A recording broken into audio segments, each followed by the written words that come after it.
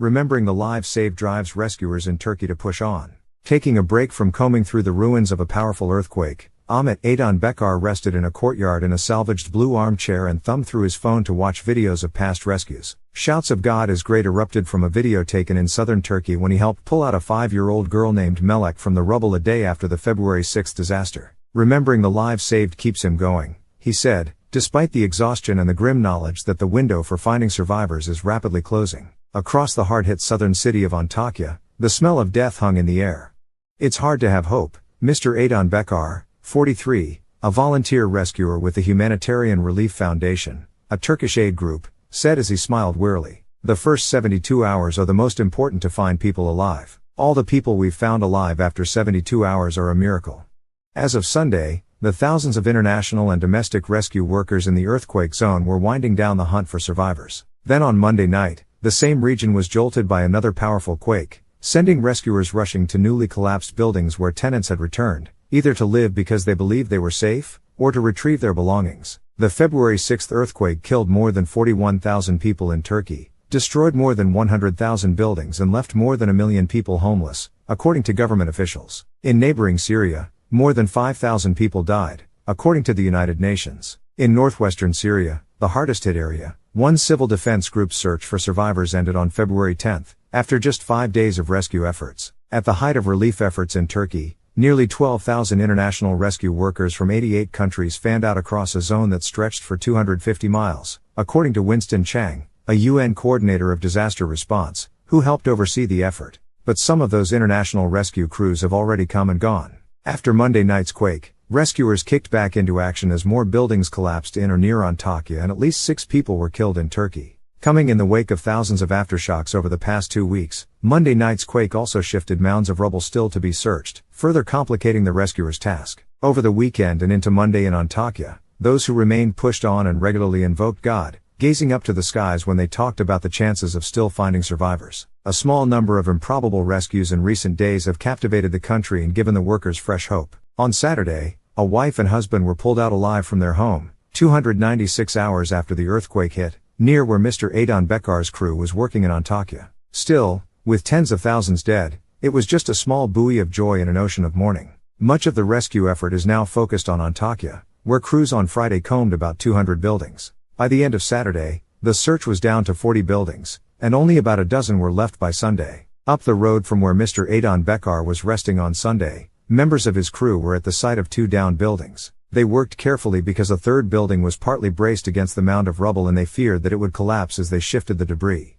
Days earlier, ambulances were stationed expectantly at practically every search site, their sirens a blaring comfort that life was still being found among so much death. Now, across the city, those ambulances have been replaced by green and white mortuary vans. A psychologist with the Humanitarian Relief Foundation advised rescuers to call or video chat with their friends and family regularly to remind them of home comforts and to combat stress, said one worker, Muhammad Zaharoglu, 45, as he watched 3 excavators sift through a search site. Every day, Mr. Zaharoglu said, he tries to call his parents in Istanbul, who are closely following the news about each rescue. They ask him what his searches are like. He does not tell them that now, it is mostly death. Some rescuers said that they kept tiny bottles of mentholated ointment in their pockets to dab under their nostrils in an effort to mask the stench of bodies. Others had scrawled their blood type on their hard hats in case they, too, became victims. In the central Cumhuriyet neighborhood of Antakya, where government buildings once stood, 3 apartment buildings had collapsed together into one indistinguishable heap.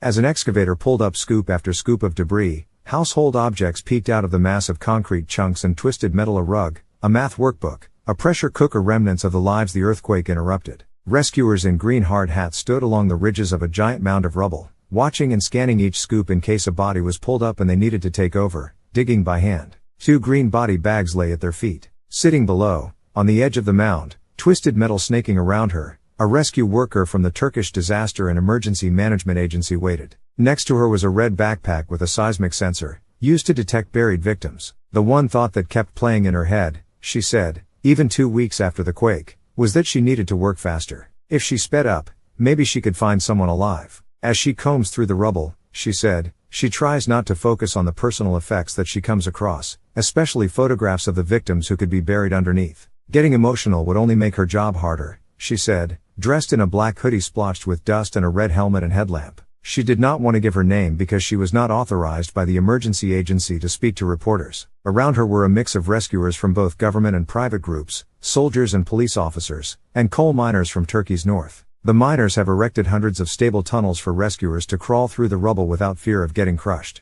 One man sat on a chair, watching, like so many families who have kept vigil at search sites. He was waiting for his daughter-in-law's grandparents. He did not think that they had survived, he said, but he wanted to make sure he was there when their bodies were pulled out, so the family could bury them in marked graves. Many families have expressed anger at the Turkish government's response and rescue effort, which have been criticized as slow and haphazard. Some waited for days outside crumpled buildings before any rescuers arrived. By Sunday, among the few families still waiting, that anger appeared to have evolved into quiet desperation. At one of the sites where Humanitarian Relief Foundation members were working, family members pulled up chairs to the sidewalk across the street and watched intently, as if facing a stage where a tragedy was unfolding. A few crushed and damaged buildings away, a crew from Kyrgyzstan had pulled out the wife and husband who survived after 296 hours, a Syrian refugee couple, on Saturday. Around noon that same day, the rescuers had begun breaking through layers of debris when they found a crevice big enough for someone to lay in.